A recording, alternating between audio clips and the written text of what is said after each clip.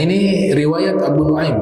Abu Nuaim mengeluarkan riwayat dalam kitab Hilyatul Awliya wa Tabaqatil Asfiya di juz 9 halaman 249, yang riwayatnya ini Rasul sallallahu alaihi wasallam bersabda tentang masa depan. Tentang masa depan. Dan ini termasuk tanda-tanda kiamat kecil, min alamati sa'ah as-sughra. Tanda-tanda kiamat kecil. Apa kata Nabi? Nanti di akhir zaman, itu biasa redaksi sabda Nabi menggunakan kata sayati zamanun ala ummati, sayati zamanun ala ummati. Itu artinya akan datang satu zaman menimpa umatku, akan datang satu zaman menimpa umatku. Nah, ini termasuk hadis nubuwah, membahas tentang masa depan. Kata Nabi apa? Nanti kalau di akhir zaman, tuqta'ul arham hatta la yakhaful ghani illa al-faqr. Kau akan melihat di akhir zaman banyak orang memutuskan silaturahmi. Tuqta'ul arham. Dan orang kaya itu dia sudah kaya, tapi rasa takutnya terhadap kefakiran lebih tinggi dari orang fakir. Padahal hidupnya sudah cukup, tapi tiap hari rasa takut yang ada di hatinya itu takut miskin. Itu yang dikatakan oleh ulama, innamal faqru khauful faqri. Ya. Kefakiran yang sebenar-benarnya itu adalah takut fakir. Ya. Kemiskinan yang paling miskin adalah orang yang setiap hari takut miskin. Akhirnya dia tidak bisa menikmati itu kenikmatan yang Allah berikan karena rasa takut kepada kefakiran, kemiskinan. Nah, itu dikatakan di sini oleh Nabi kita Muhammad sallallahu alaihi wasallam, wa tuqta' al-arham hatta la yakhafa al-ghaniyu illa al-faqra. Kau akan dapati silaturahmi itu banyak diputuskan. Konsep silaturahmi itu bukan orang itu baik kepada kita, kemudian kita berlaku baik kepadanya. Itu namanya balas budi. Nabi katakan dalam hadis, laisal wasil bil muqafi, walakin al-wasil idza quti'at rahimuhu wa shalah. Bukan yang disebut orang yang menyambung silaturahmi ketika dia membalas kebaikan orang tersebut. Itu harus orang berbuat baik kepada kita, kita harus wajib berbuat baik kepada orang tersebut. Bahkan Nabi ajarkan akhlak yang tertinggi, sekalipun dia tidak baik kepada kita, kita diperintahkan oleh Nabi untuk berbuat baik kepadanya. Nah, tapi kalau silaturahmi itu artinya menyambung kasih sayang. Kita punya masalah dengan seseorang secara pribadi, tapi kita yang datang meminta maaf dan menyambung kembali hubungan itu yang namanya silaturahmi. Namanya al-wasil kata Nabi. Jadi bukan menyambung silaturahmi orang yang membalas kebaikan, tetapi yang menyambung silaturahmi ketika hubungan itu diputuskan, dia datang menyambung kembali hubungan tersebut. Itu yang namanya menyambung silaturahmi. Itu hadis Rasul sallallahu alaihi wasallam. Dan orang ketika memutus silaturahmi, kita duduk dalam majlis macam ini, misalnya ada satu orang saja yang punya masalah dengan sesama kaum muslimin khususnya, itu rahmat Allah tidak turun.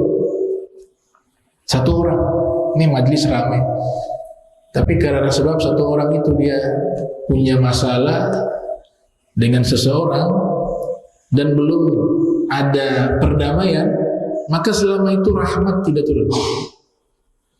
Itu pernah terjadi di masa Nabi kita Muhammad sallallahu alaihi wasallam. Saya baca di kitab Al-Akhlaqul Banin karya Syekh Umar Baraja. Nabi sedang duduk dalam majlis semacam ini.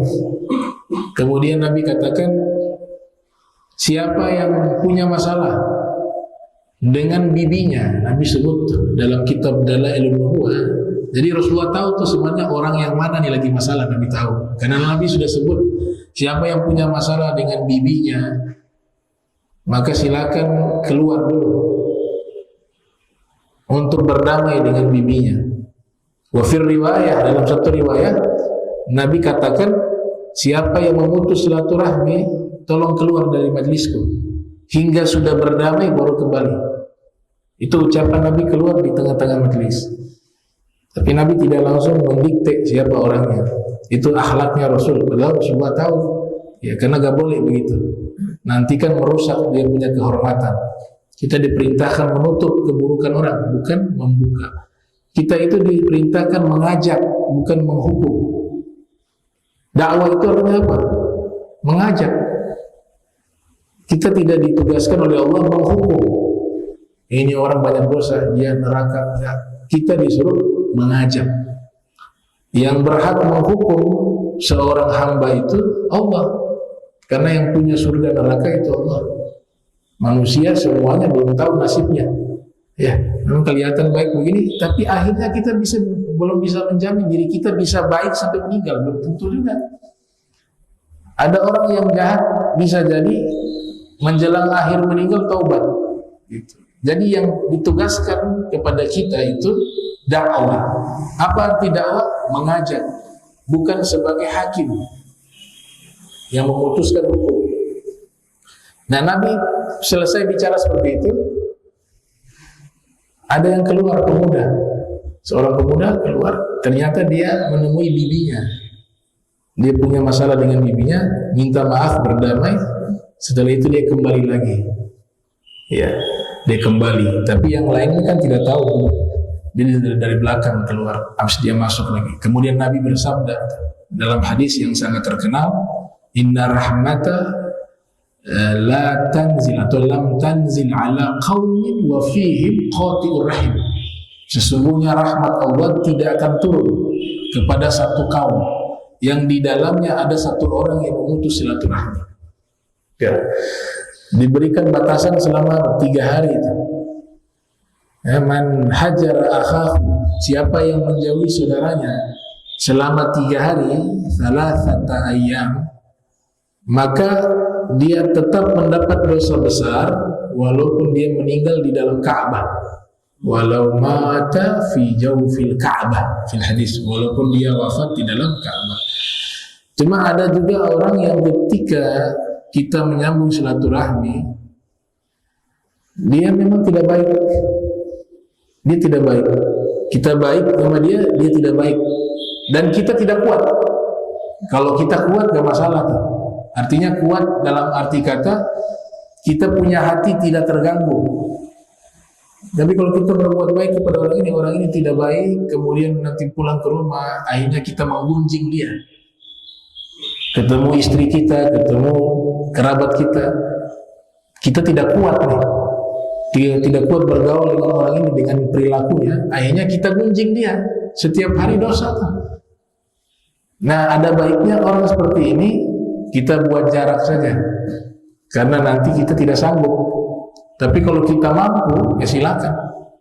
Itu ada 2 opsi. Sehingga dikatakan oleh ulama, ada orang yang berhak kita berbuat baik kepadanya, tapi ada orang yang tidak berhak kita berbuat baik kepadanya. Orang yang tidak berhak kita berbuat baik kepadanya yaitu ketika kita berbuat baik kepada orang tersebut, dia tidak baik kepada kita, terus begitu. Perilakunya tambah buruk. Nah, ini opsi ada 2. Kalau kau tetap bertahan dengan orang itu, dia tidak baik tapi kau berbuat baik terus kepadanya, itu luar biasa. Dan itu tidak mudah. Dapat pahala yang sangat besar. Tapi kalau tidak mampu, akhirnya membawa kepada dosa yang lain, kau menggunjing dia, yang kau berikan jadi tidak ikhlas, maka lebih baik kau mundur. Tetap bergaul tapi buat jarak, karena nanti mengganggu dia punya hati. Gitu. Nanti masuk kepada ghibah. Kalau ghibah itu menggosip, menggunjing, akhirnya semua pahala dia transfer ke orang yang dia gunjing. Dia transfer, dikirim terus pahalanya.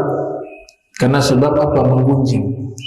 Ini tanda yang pertama kata Nabi Muhammad di riwayat Abu Nuaim, yaitu silaturahmi diputus dan tidaklah orang kaya itu takut kecuali yang dia takut adalah kefakiran.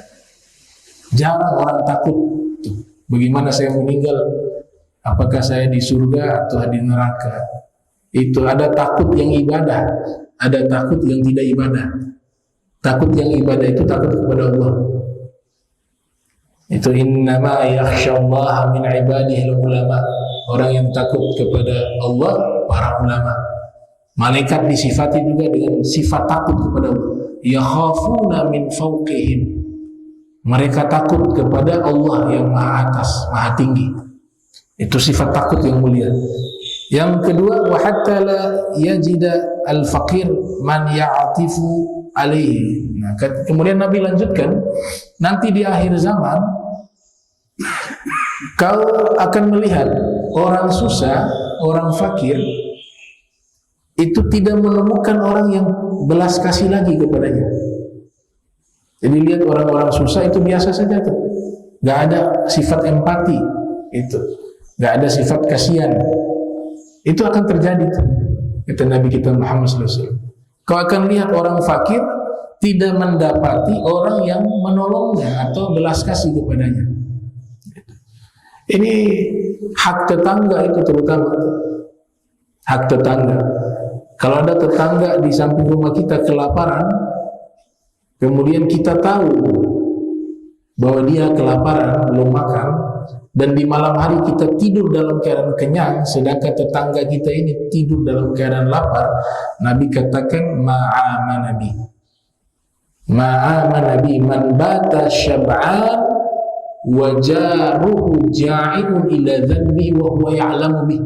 Rasul katakan, seorang hamba belum beriman kepadaku kalau di malam hari dia tidur dalam keadaan kenyang, sedangkan tetangganya tidur dalam keadaan lapar dan dia tahu keadaan tetangganya itu lapar. Nabi perintahkan kepada Abu Dzar Al-Ghifari, ya Abu Dzar, idza tabakhtal maraq fa'akthir ma'ah. Fi riwayat ma'ahu. Wahai Abu Dzar, kalau masak sayur perbanyak kuahnya. Wa ta'ahad bihi jirana, dan bagilah kepada tetanggamu. Padahal sahabat Abu Dzar itu orang miskin. Makanya di situ hadis mafhumul mantuknya itu, dia miskin sekalipun dia hanya mampu masak sayur daging, dagingnya tidak ada, yang ada kuah. Itu kan miskin. Walaupun dia miskin, dia hanya mampu membuat sayur hanya kuahnya saja, mungkin dagingnya ada sedikit. Makanya Nabi perintahkan perbanyak kuahnya, bukan perbanyak dagingnya. Kalau perbanyak dagingnya berarti orang itu mampu. Tapi Nabi katakan perbanyak kuahnya, karena Sayyidina Abu Dzar Al-Ghifari terkenal sahabat yang sangat zuhud. Dia memilih untuk hidup seperti itu. Saking tidak punya harta duniawi itu, meninggal dunia untuk kain kafan tidak sanggup beli kain kafan. Akhirnya ketika meninggal, dia wasiatkan kepada anak istrinya, karena tahu anak istrinya tidak mampu mengurus jenazahnya, bilang letakkan saya di tengah jalan, biar ada hafilah perdagangan lewat atau ada orang lewat, mereka lihat jenazah saya, mereka yang urus, tapi kalian pantau dari jauh. Meninggal Abu Dzar, sahabat Rasul, meninggal di dekat kota Madinah. Meninggal diletakkan di jalan, ada rombongan lewat, dilihat kenal ini sahabat Nabi Muhammad, Abu Dzar Al-Ghifari, kemudian dikuburkan. Kenapa demikian? Karena untuk membeli kain kafan tidak mampu. Akhirnya mereka yang menemukan jenazah beliau, mengurus jenazahnya Abu Dzar Al-Ghifari radhiyallahu anhu wa arda. Nah, itu sekalipun Abu Dzar itu susah, tapi Nabi mengatakan kalau masak sayur perbanyak kuahnya. Tujuannya perbanyak kuah agar apa? Kau bagi kepada tetangga. Tapi kalau kita di zaman sekarang, alhamdulillah dikasih rezeki, mampu beli daging. Jadi kalau masak sayur sama dagingnya baru kasih tetangga. Bukan mengambil hadis Abu Dzar, dikasih tetangga kuahnya doang, daging nggak ada. Ya, itu pemahaman hadis, lihat keadaan Nabi sedang bicara sama siapa nih. Itu jangan diambil rata itu hadis. Makanya butuh namanya mensyarahi, menjelaskan isi hadis tersebut. Yang menjelaskan ulama-ulama hadis. Jadi mereka menempatkan hadis pada tempatnya. Nah, ini yang kedua. Yang terakhir, Nabi katakan, wa hatta innahu ar-rajula la yashtaki al-hajata ma ya'tifu alaihi bi syai'in. Ini yang ketiga ya. Yang ketiga ini Nabi katakan, kau akan lihat di akhir zaman ada seseorang meminta atau mengadukan keluhan atau meminta bantuan. Yashtaki itu mengadu, hajat kebutuhan, mengadukan kebutuhan. Minta tolong kepada siapa? Kepada keluarganya sendiri. Bisa bayangkan, keluarga sendiri. Dikatakan di sini ada tutup kurung, ibnu ammihi goni, dia minta tolong kepada sepupunya yang kaya raya, tapi sepupunya itu tidak menolongnya, padahal mampu, kaya. Itu akan ada zaman seperti itu. Kalau orang lain, jangan bicara sesama muslim, saudara kandung belum tentu dia menolong saudaranya itu. Kita punya ibadah luar biasa, tapi kita punya saudara kita tidak tolong, padahal kita mampu, itu ibadah kita itu sia-sia. Ibadah kita sia-sia. Nabi selalu menggandengkan ibadah yang Allah wajibkan dengan berbuat baik kepada manusia. Karena tujuan ibadah ini menciptakan manusia itu menjadi baik. Coba lihat, semua ibadah itu intisarinya apa? Mendidik kita jadi orang baik. Inna sholata tanha anil fahsyai wal munkar. Tujuan sholat sesungguhnya itu mencegah kamu dari perbuatan keji dan munkar. Itu inti. Sholat itu ibadah, tapi inti daripada sholat menciptakan kita menjadi manusia yang tidak melakukan perbuatan keji dan perbuatan munkar. Jadi ibadah itu bukan hanya sholat tahajud, bukan hanya membaca Al-Quran, tapi meninggalkan perbuatan jahat juga ibadah, meninggalkan maksiat juga ibadah. Ada orang tengah malam sudah ada dorongan jahat dalam hatinya, pergi ke tempat-tempat yang tidak baik. Nauzubillah min dzalik. Pergi di tempat-tempat yang melakukan, di mana tempat itu dia melakukan maksiat. Dia lawan itu. Dia lawan. Dorongan di hatinya itu dia lawan. Dengan cara apa? Ada yang memilih dengan cara sholat. Tapi kan tidak semua orang seperti itu. Dia sudah sholat, hilang itu dorongan jahat. Bagus. Tapi ada orang caranya tidur. Daripada saya ikutin apa dorongan di hati saya melakukan perbuatan tidak baik, maksiat, mendingan saya tidur. Nah, tidurnya ibadah. Jadi ibadah itu luas. Ya. Imtithalu awamirihi wajtinabu nawahihi. Tarkul manahi, kata Imam Ghazali, meninggalkan hal-hal yang dilarang oleh Allah itu juga ibadah. Meninggalkan dosa itu juga ibadah. Bahkan ibadah ini, kata Imam Ghazali, lebih berat daripada melaksanakan perintah. Kalau melaksanakan perintah itu sedikit, yang wajib-wajib itu sedikit. Tapi ketika meninggalkan yang diharamkan oleh Allah itu banyak. Sehingga orang-orang yang punya iman yang siddiq itu, yang benar-benar beriman itu, dia mampu meninggalkan hal-hal yang dilarang oleh Allah Subhanahu wa taala secara total, tidak setengah-setengah. Mulai dari dalam rumahnya, mulai dari tempat kerjanya, sampai di seluruh aktivitasnya. Inna tarkal manahi asyaddu min fi'li ta'ati. Kata Imam Ghazali, meninggalkan hal-hal yang dilarang oleh Allah jauh lebih berat daripada melakukan perintah-perintah Allah Subhanahu wa taala. Jadi tidak ditemukan lagi di akhir zaman orang keluarga menolong keluarganya.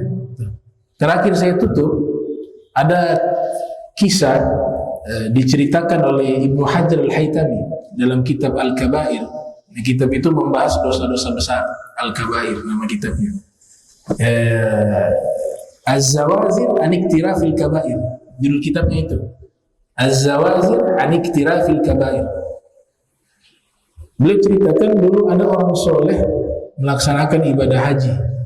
Orang baik, rajulun soleh. Ketika dia berangkat ibadah haji, ini saya lupa ibadah haji atau umroh ya. Ibadah haji atau umroh. Walhasil dia berangkat ke tanah haram, bawa harta yang banyak. Zaman dulu harta mereka taruh di kantong, uang-uang emas dinar. Karena dia ingin melaksanakan itu ibadah haji atau umroh, dia ingin titipkan hartanya yang banyak yang ia bawa itu kepada salah satu kenalannya yang dia yakini dan dia kenal, itu kenalannya itu orang baik, orang soleh, tinggal di Makkah. Setiap hari sholatnya di mana? Di Masjidil Haram. Dititipkan, ini saya punya harta, saya titipkan kepada, saya mau laksanakan ibadah haji. Maka temannya itu menjaga amanah. Dia simpan itu uang yang dititipkan kepadanya di tempat yang tidak diketahui oleh siapapun termasuk keluarganya sendiri. Ternyata simpannya itu digali dalam tanah. Walhasil ini dia laksanakan ibadah haji, orang yang soleh ini dapat informasi temannya yang ia titipkan uang tadi meninggal dunia. Meninggal. Wah, repot. Dia datang ke rumah temannya, sudah meninggal. Tanya kepada keluarganya, saya ada titipkan, saya punya harta kepada kau punya bapak, ini anaknya. Tahu gak di mana? Ya, bapak itu kalau menyimpan amanah tidak diberitahukan kepada siapa. Kami tidak tahu di mana. Dicari dalam rumah tidak ditemukan. Banyak harta dikasih itu. Maka ini orang soleh ini dia bingung. Dia tanyakan ke ulama yang ada di Makkah. Dia curhat, saya punya harta saya titipkan. Ini orangnya sudah meninggal. Sekarang masalahnya saya tidak tahu nih. Dan keluarganya pun tidak tahu di mana dia menyimpan barang titipan tersebut. Itu harta milik saya. Maka ulama ini mengusulkan begini saja. Dia orang baik, dia orang baik. Saya kenal dia sudah lama. Dia orang soleh, ahli ibadah, tinggal di Makkah, sholat di Masjidil Haram. Dia orang baik. Baik, kalau dia orang baik, coba kamu nanti sebentar malam panggil namanya dia di sumur Zam-Zam. Sumur Zam-Zam di zaman itu mungkin ya, dia punya sumur masih ada. Ada riwayat mengatakan arwahnya ahli surga itu Allah titipkan di sumur Zam-Zam. Kau panggil dia, sebut namanya. Kalau dia menjawab panggilanmu, baru kau tanyakan, di mana itu barang titipan yang aku titipkan kepadamu, hartaku yang aku titipkan kepadamu. Pasti dia akan memberitahukan. Dan pasti dia orang baik. Maka diamalkan, dipraktekkan itu. Tengah malam datang ke sumur Zam-Zam, dia panggil tuh sahabat yang dianggap baik itu, yang dianggap soleh, disebut namanya, ya fulan ibn fulan. Tidak ada jawaban. Tidak ada jawaban. Maka dia kembali melapor kepada ulama tersebut, saya sudah memanggil, tidak ada jawaban. Ini aneh. Kau punya sahabat ini orang baik, kok dia tidak jawab? Berarti coba kau datang ke Yaman, ke Hadramaut, ada namanya Bir Hud. Sumur itu namanya Bir Hud, di situ menyimpan arwahnya orang-orang ahli neraka. Coba kau datang ke sana. Dia berangkat ke Yaman, ke Hadramaut. Sampailah di Bir Hud. Ini Bir Hud ini ulama-ulama banyak menceritakan tuh. Banyak di dalam kitab-kitab mereka. Ketika sampai di Bir Hud, dia memanggil nama sahabatnya, ya fulan ibn fulan, ternyata ada jawaban. Lebih, heran. Ini bagaimana kau ada di sini? Kau kan orang baik. Dia katakan, benar saya ini secara kelihatan itu memang baik. Ternyata saya ini punya dosa besar yang saya tidak tahu. Saya anggap kecil, padahal itu dosa besar. Akhirnya sekarang saya ditempatkan, dikumpulkan bersama ruh-ruhnya orang-orang ahli neraka. Apa dosamu? Kata sahabatnya itu, saya ini orang yang mampu, secara finansial mampu. Saya punya saudara perempuan satu, hidupnya susah. Saya tidak pernah tolong dia. Akhirnya saya meninggal dunia gara-gara sebab itulah saya diletakkan di birhut, tempat berkumpulnya ruh-ruhnya orang-orang ahli neraka. Itu dia punya saudara satu perempuan, susah, miskin, dia tidak tolong. Padahal dia mampu untuk, sudah kalau tidak mampu atau sama-sama susah lain cerita ya. Tapi kalau mampu itu, dia mampu untuk menolong, tapi dia tidak mau tolong, maka ditempatkan di tempat tersebut. Tahu. Sudah kalau begitu kembali ke tema yang utama. Saya punya barang titipan itu, yang saya titipkan di mana tuh? Uang. Masih cari uangnya tuh. Nah, dijelaskan. Saya gali di halaman rumah saya. Kalau gali di situ ada. Dia balik ke Makkah, disuruh keluarganya minta tolong, izinkan saya gali nih di halaman rumah untuk mengambil harta yang saya titipkan kepada orang tua, kepada ayah. Maka digali, ternyata ada di situ. Itu harta. Nah itu apa tadi? Ya dia tidak berbuat baik kepada saudaranya. Kita diajarkan itu punya tertib urutan. Kalau mau berbuat baik itu ada, dia punya urutan tuh. Kalau masih punya orang tua itu nomor satu. Jangan kasih yang jauh dulu, ini dulu dekat. Bukan berarti yang jauh tidak ditolong juga, tapi prioritas utama orang tua. Itu yang mendidiknya Allah. Cara berbuat baik itu Allah ajarkan tuh. Al-Agrabain disebutkan tuh. Wa qada rabbuka alla ta'budu illa iyyahu wa bil walidaini ihsana, kan? Dikatakan berbuat baik kepada kedua orang tua. Baru kerabat terdekat dan orang sekitar. Nah, kalau berbuat baik sudah gak pakai lihat lagi dia agamanya apa. Siapapun dia, kita mampu berbuat baik, apalagi yang dia dekat, kenal, itu kita harus disuruh berbuat baik, tidak memandang siapa dia. Cuma ada prioritas. Kalau antara dua ini ada yang muslim, ini non muslim, sedangkan kita hanya mampu menolong salah satu, nah baru prioritasnya muslim. Tapi kalau mampu dua-dua lebih bagus.